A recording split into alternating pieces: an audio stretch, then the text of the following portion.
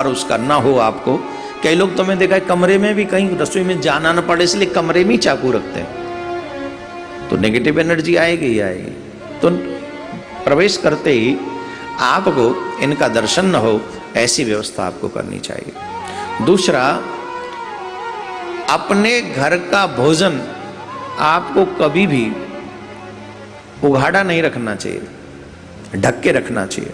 चाहे वो सब्जी हो, दाल हो, खीर हो, इवन रोटियां भी हों, सलाद भी हो, जो भी वस्तु है उसे आप उघाड़ के नहीं रखें रसोई में, क्योंकि तमाम ऐसी शक्तियां होती हैं जो घरों के आसपास या घर में मंडराती रहती हैं। अगर वो उघड़ी रहेंगे, आपके भोजन की भोजन की सामग्री खुली पड़ी रहेगी तो उसमें कोई भी नेगेटिव एनर्जी जाके प्रवेश कर जाती है और इससे माँ अन्नपूर्णा भी प्रसन्न नहीं होती, मक्खी गिर जाएगी, मच्छर गिर जाएगा।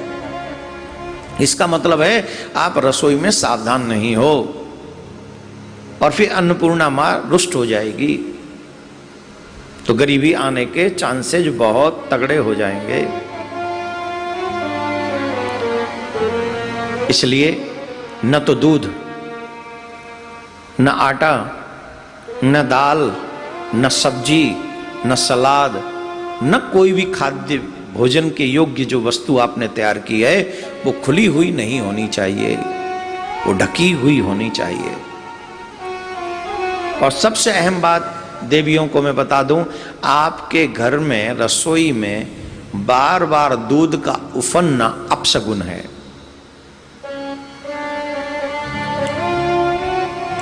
आपके घर में बार बार दूध नहीं उफनना चाहिए।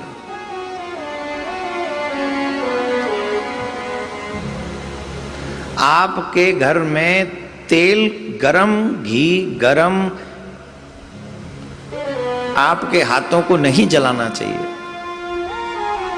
कई बार होता है ना कि तेल की एक बूंद गरम कर रहे थे किसी लिए, पकौड़ी के लिए, पूड़ी के लिए घी तैयार कर रहे थे, उठ के आ गया और वो आपके हाथ में छाला डाल गया। ऐसे बार बार नहीं होना चाहिए। अगर ऐसा है, बार बार आपके हाथ जलते हैं, भोजन बनाते समय हाथ जलते हैं, अथवा बार बार दूध उफनता है, तो इस बात से एक चीज समझ लेनी चाहिए कि राहु, केतु और शनि ये तीनों ही रुष्ट हैं। तो इन्हें बचाने के लिए क्या करना चाहिए? इनसे बचने के लिए बोले एक काम अवश्य करना चाहिए, घर की पहली रोटी गाय के लिए और घर की आखिरी रोटी श्वान के लिए, मीन्स कुत्ते को खिलानी चाहिए।